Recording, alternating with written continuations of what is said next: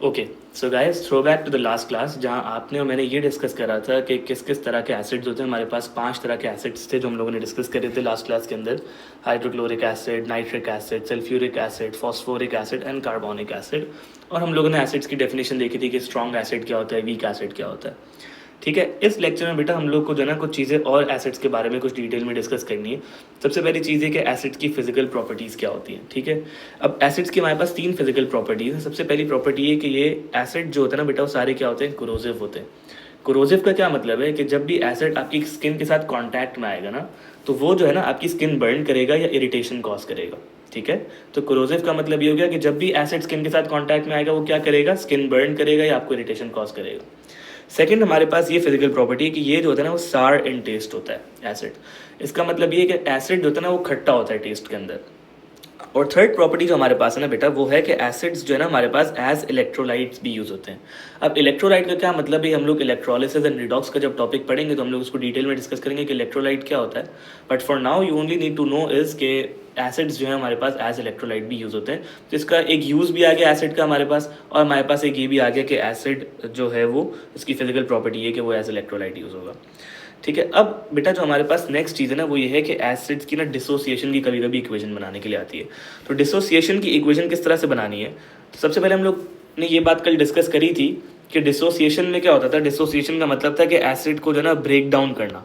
Break down होने का क्या मतलब था, मैंने ये बात आप लोगों से डिस्कस करी थी कि जब भी हम लोग एसिड को किसी एक्वस सोल्यूशन के अंदर डालेंगे या वाटर के अंदर डालेंगे तो एसिड के जितने भी आइंस होंगे, जो एक पॉजिटिव आइन होता है एसिड के अंदर और एक नेगेटिव आइन होता है, वो दोनों आइंस क्या हो जाएंगे बेटा, अलग हो जाएंगे। जैसे कि यहाँ पे आप देखो HCl है, तो HCl के अंदर पॉजिटिव आइन कौन सा है बेटा, H, क्योंकि H के ऊपर प्लस का चार्ज होता है यानी वो पॉजिटिव है। इसी तरह से Cl-1 होता है क्योंकि वो नेगेटिव आइन है। ठीक है, वो माइनस का चार्ज रखता है। तो मैंने ये बात बताई थी कि जब भी डिसोसिएशन होगी, डिसोसिएशन का मतलब है जब भी आप उसको एक्वस सोल्यूशन यानी वाटर के अंदर आप डालोगे तो क्या होगा कि इसके दोनों आइंस जो है ना बेटा वो सेपरेट हो जाएंगे, वो अलग हो जाएंगे, वो ब्रेक डाउन हो जाएंगे। ठीक है, तो डिसोसिएशन की इक्वेशन के 2 स्टेप्स है, बहुत सिंपल है। पहला स्टेप ये है कि आपको जो दोनों आइंस है ना वो दोनों आइंस अलग अलग आप लिख लोगे। जैसे कि देखो HCl यहाँ पे कंबाइंड फॉर्म में था पहले, अब एरो के बाद क्या होगा, इसके दोनों आइन सेपरेट हो जाएंगे। तो हम लोग क्या करेंगे, हम लोग पहला आइन H प्लस का है तो हम लोग ऐसे अलग लिख लेंगे H+1, और Cl-1 मैंने अलग लिख लिया। ठीक है, तो मैंने पहला स्टेप ये था कि मैंने दोनों आइंस को सेपरेट कर दिया। दूसरा स्टेप डिसोसिएशन की इक्वेशन का ये है कि हमें उसको बैलेंस करना है। अब अगर आप यहाँ पे देखो तो इन द फर्स्ट प्लेस सबसे पहले क्या था कि H जो है वो बेटा वो एक था यहाँ पे और Cl भी एक था। तो यहाँ पे अगर मैं बैलेंस करूँ तो यहाँ भी देखो H एक है और Cl एक है, तो ये इक्वेशन ऑलरेडी बैलेंस्ड है।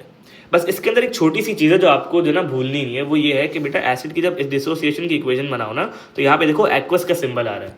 तो आपको भी जो है ना जब आप डिसोसिएट कर दो यानी आप जो दोनों आइंस अलग कर दो तो उसके नीचे एक्वस जो है ना वो लाजमी लगा देना, ये लगाना मत भूलना। ठीक है, अच्छा नेक्स्ट इक्वेशन एक और ट्राई करते हैं तो डिसोसिएशन और थोड़ी सी क्लियर हो जाएगी।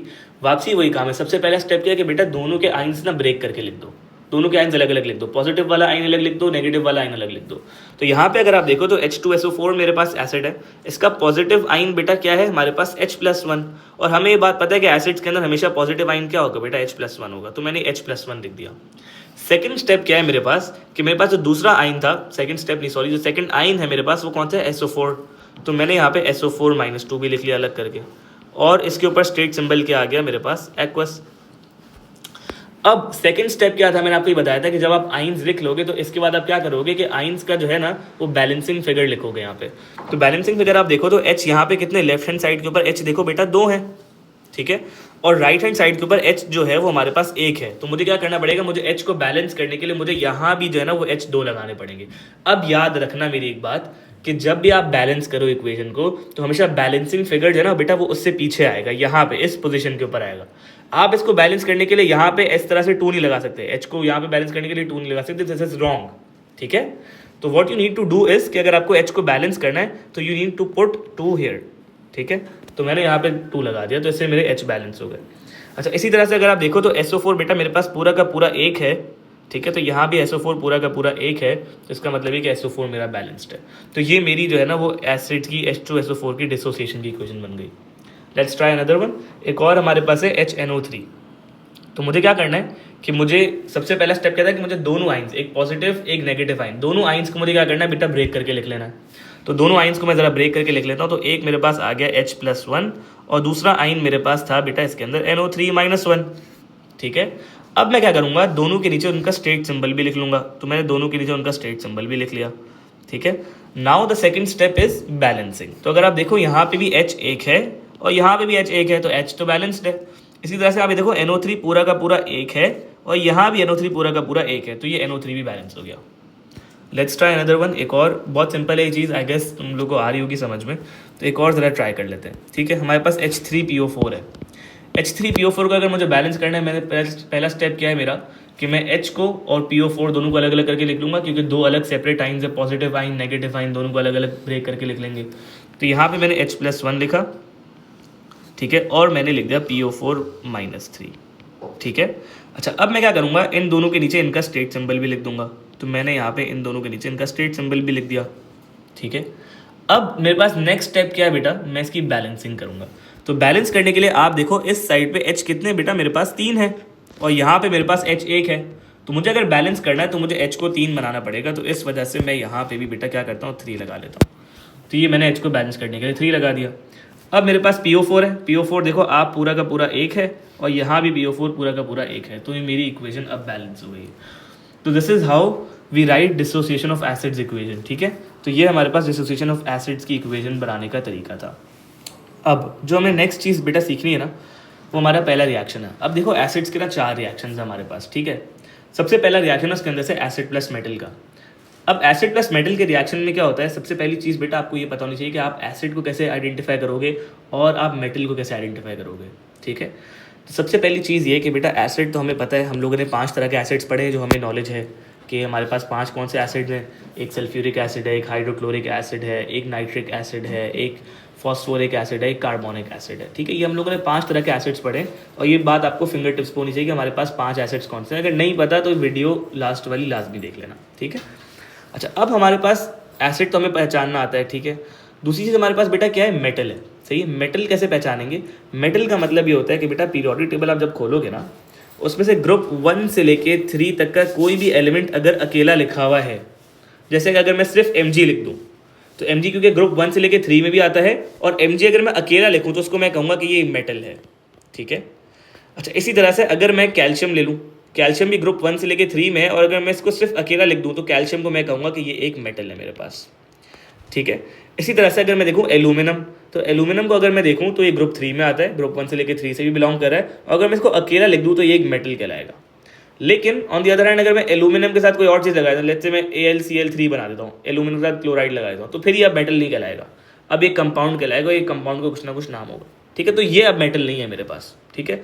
तो मेटल के लिए आपको ये बात पता होनी चाहिए कि जो एलिमेंट है वो अकेला हो और वो ग्रुप 1 से लेके 3 के मतलब ग्रुप 1 से लेके 3 के बीच में आता हो, ठीक है। अच्छा, दूसरी चीज़ ये कि एसिड को कैसे पहचानेंगे। एसिड एक तो 5 तरह के एसिड हमें पता है, दूसरा हमें ये बात पता है कि एसिड्स के अंदर क्या होता है बेटा, H+ आइन मौजूद होता है।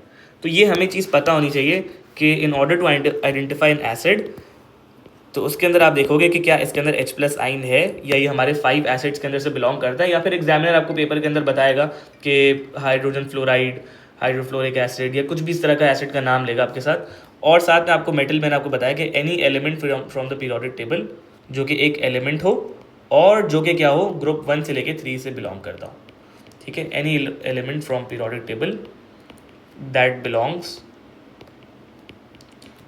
फ्रॉम ग्रुप 1 to 3, ठीक है। तो ये हमारे पास एक मेटल कहलाएगा। अब सबसे पहली चीज़ तो आपको आइडेंटिफाई करना आ गई कि बेटा एसिड क्या होता है, मेटल क्या होता है हमारे पास, ठीक है। अब एसिड और मेटल जब आपने आइडेंटिफाई कर लिया, तो अब आपको देखना है कि उसके अंदर जब भी एसिड और मेटल आपस में रिएक्ट करेंगे तो वो क्या बनाएंगे। तो सबसे पहली चीज़ बेटा वो क्या बनाएंगे, सॉल्ट बनाएंगे।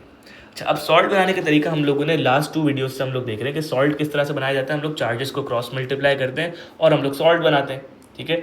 और जो नेक्स्ट चीज़ बनेगी बेटा वो क्या है, हमारे पास हाइड्रोजन गैस बनेगी। तो ये हमारे पास एक जनरल इक्वेशन है of N acid plus metal reaction, ठीक है। अब इस इक्वेशन को हम लोग कैसे बाकी इक्वेशंस के अंदर ट्रांसफॉर्म करेंगे अभी हम लोग ये सीखते हैं, ठीक है। अब आपकी आसानी के लिए ना मैंने आपके लिए 3 स्टेप्स बनाए हुए इक्वेशन फॉर्मिंग के लिए, जो कि आप 3 स्टेप्स लगाओगे तो आपकी हमेशा सारी इक्वेशंस आपकी कंप्लीट होंगी एसिड्स की, ठीक है। तो 3 स्टेप्स क्या हैं। सबसे पहला स्टेप बेटा है आपकी इक्वेशन फॉर्मिंग का, दैट इज नंबरिंग, ठीक है। आपको क्या करना है, जब भी आप इक्वेशन बनाना चाह रहे हो तो आप क्या करोगे, सबसे पहले आप नंबरिंग करोगे, ठीक है।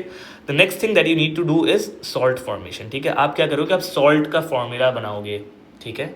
और जो जब ये दोनों स्टेप्स हो जाएं तो थर्ड स्टेप आपका क्या है, बैलेंसिंग।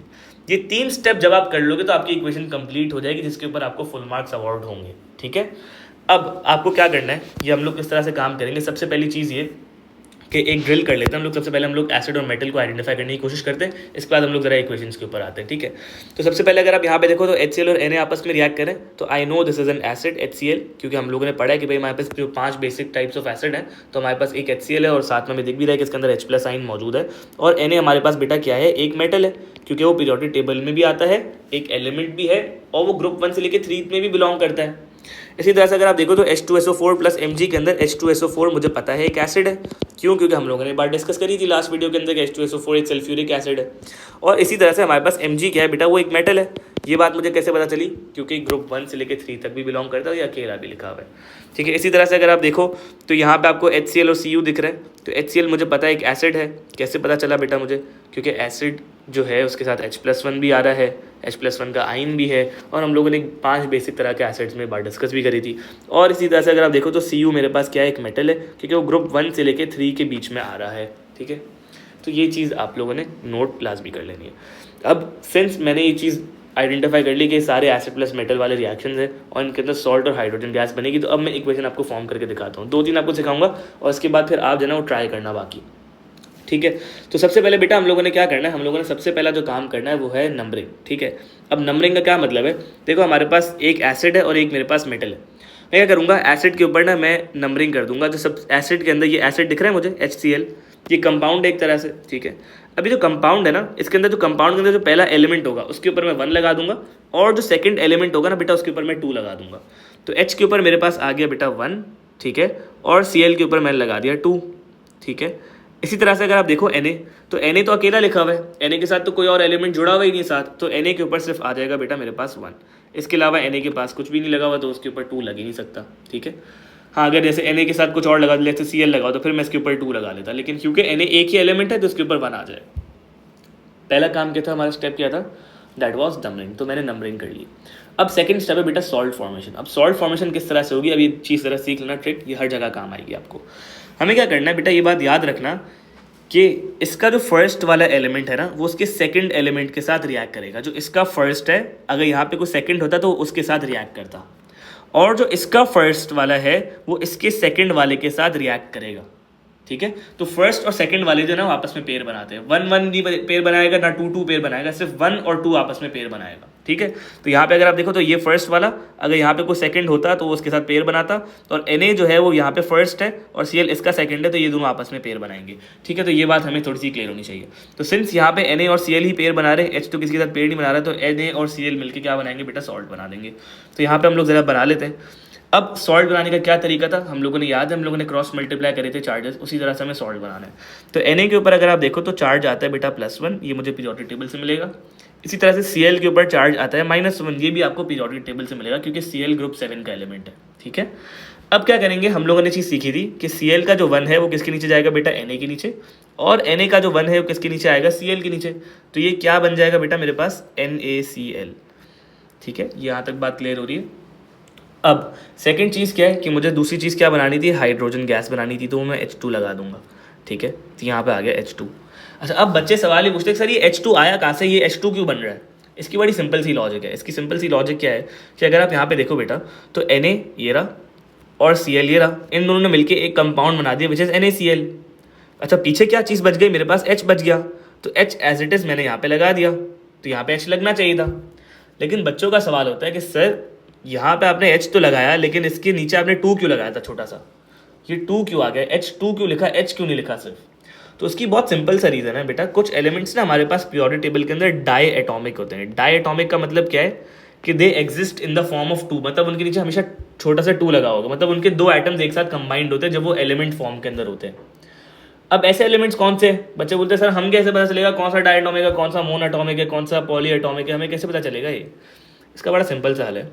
हमारे पास डायटोमिक एलिमेंट्स कुछ हैं जो कि आपको पता होने चाहिए। सबसे पहले हमारे पास हाइड्रोजन, दैट इज डायटोमिक। एक हमारे पास है बेटा ऑक्सीजन, ठीक है। एक हमारे पास है नाइट्रोजन, ठीक है। और हमारे पास जितने भी ग्रुप 7 वाले हैं वो सारे के सारे डायटोमिक है, जैसे कि फ्लोरीन है, क्लोरीन है, ब्रोमीन, आयोडीन, एस्टेटीन, जितने भी हैं हमारे पास ये सारे के हमारे पास डायटोमिक है। ठीक है। तो अगर मैं हाइड्रोजन सिर्फ अकेला लिखूंगा तो उसके नीचे हमेशा 2 लगा रहेगा। अगर मैं ऑक्सीजन अकेला लिखता हूँ तो उसके नीचे हमेशा 2 लगा रहेगा। अगर मैं फ्लोरीन अकेला लिखता हूँ तो हमेशा उसके नीचे 2 लगा रहेगा। अगर मैं Cl अकेला लिखता हूँ तो उसके नीचे हमेशा 2 लगा रहेगा। लेकिन अगर इनका मैं कोई कंपाउंड बना दूंगा, अगर मैं इनको किसी के साथ मर्ज कर दूंगा तो फिर उनके नीचे 2 नहीं आएगा, फिर वो चार्जेस हम लोग देखेंगे उसके नीचे क्या नंबर आएगा। जैसे कि एग्जांपल दूं कि अगर Cl का मैं कंपाउंड बना दूं Na के साथ, तो Na के ऊपर +1 होता है, Cl के ऊपर -1 होता है, तो वो NaCl बना देगा। और अगर मैं Cl का कंपाउंड बनाऊँ Mg के साथ, तो Mg के ऊपर जो है वो +2 होता है, Cl के ऊपर -1 होता है, तो ये क्या बना देगा बेटा, MgCl2 बना देगा। तो ये जो मैं देख रहा हूँ यहाँ पे जब कंपाउंड बनाने की बात होती है तो कंपाउंड हम लोग हमेशा चार्जेस से देखेंगे। लेकिन अगर मैं एलिमेंट को अकेला लिखूंगा तो मुझे देखना पड़ेगा कि क्या वो डायटोमिक तो नहीं है अपने अकेले वाले स्टेट में। अगर एलिमेंट वाले स्टेट के अंदर कोई डायटोमिक एलिमेंट तो नहीं है वो, तो मुझे ये चीज़ देखनी पड़ेगी। ठीक है। तो यहाँ तक ये बात आपको समझ आ जानी चाहिए कि यहाँ पे H जब भी अकेला होगा तो उसके नीचे क्या आ जाएगा, छोटा सा 2 लगा रहेगा। तो मैंने इसके नीचे छोटा सा 2 लगा दिया। तो मैंने 2 स्टेप्स कर लिए अपनी इक्वेशन फॉर्मिंग का। सबसे पहला स्टेप था बेटा नंबरिंग, दूसरा स्टेप था मेरे पास सॉल्ट फॉर्मेशन। अब मेरे पास थर्ड स्टेप आना है। वो थर्ड स्टेप क्या है मेरा, दैट इज बैलेंसिंग। ठीक है। अब बैलेंसिंग करने का बहुत सिंपल सा रूल है, ये है कि भाई हर एलिमेंट ना, जैसे कि यहाँ पे देखो H है, H यहाँ भी मिलेगा आपको, यहाँ भी मिलेगा। तो H जो है ना, नंबर ऑफ H के एटम्स जो है ना, यहाँ पे देखो एटम ऑफ H कितना, 1 है। यहाँ पे कितने हमारे पास, 2 हैं। तो मुझे क्या करना पड़ेगा, मुझे दोनों साइड्स पे ना बैलेंस करने पड़ेंगे। तो मैं यहाँ पे मुझे 2 लगा के इसको बैलेंस करना पड़ेगा। अच्छा, अब बैलेंसिंग का यहाँ भी वही रूल है कि आप जब भी बैलेंसिंग करोगे, आप यहाँ पे H को बैलेंस करने के लिए आप यहाँ पे नीचे 2 नहीं लगा सकते बेटा। बैलेंसिंग का रूल है कि हमेशा आप बैलेंसिंग जो करोगे ना, हमेशा पीछे करोगे। यहाँ पे इस जगह पे बैलेंसिंग हो सकती है, इसके अलावा कहीं भी और बैलेंसिंग नहीं हो सकती।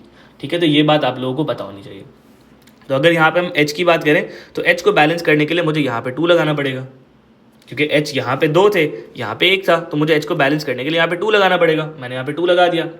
अब इसकी वजह से क्या हुआ कि देखो ये 2 तो HCl के साथ लगा ना, जब ये 2 HCl के साथ लगा तो इसकी वजह से Cl भी कितने हो गए बेटा, 2 हो गए। जब Cl यहाँ पर 2 हो गए तो मुझे Cl वहाँ भी 2 करने पड़ेंगे। 2 करने के लिए मुझे यहाँ भी 2 लगाना पड़ा, ताकि यहाँ पे Cl 2 हो जाए राइट हैंड साइड पे।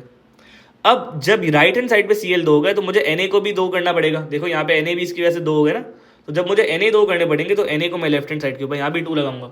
तो अब मेरी इक्वेशन जाके जो ना पूरी बैलेंस हो गई। अब अगर आप सारे देखो तो H भी यहाँ पे 2 है, यहाँ भी H 2 है। इसी तरह से अगर आप Cl देखो तो Cl यहाँ भी 2 है, Cl यहाँ भी 2 है। ठीक है। और अगर आप Na देखो तो Na यहाँ भी 2 है और Na यहाँ भी 2 है। तो मेरी इक्वेशन पूरी तरह से बैलेंस्ड हो चुकी है। ठीक है। एक और इक्वेशन ट्राई करते हैं हम लोग ज़रा। यहाँ पे अगर आप देखो तो सबसे पहले हमारे पास 3 स्टेप्स से बेटा इक्वेशन फॉर्मिंग के। सबसे फर्स्ट क्या था, नंबरिंग था, दूसरा क्या था, सॉल्ट फॉर्मेशन, और तीसरा क्या था मेरे पास, बैलेंसिंग। तो नंबरिंग कर लेते हैं हम लोग। सबसे पहले H के ऊपर बेटा 1 आ जाएगा, पहले कंपाउंड का पहला एलिमेंट है, और SO4 के ऊपर 2 आ जाएगा। मैंने बताया था स्पेशल कंपाउंड है, इसको हम लोग एज एलिमेंट ट्रीट करेंगे। जब ये मैं बातें बोल रहा था मैंने बोला था ऑल दो ये कंपाउंड लेकर हम इसको क्या करेंगे, एज एलिमेंट ट्रीट करेंगे। तो अब ये बात यहाँ पे अप्लाई होगी कि हम इसको एज एलिमेंट क्यों ट्रीट कर रहे हैं।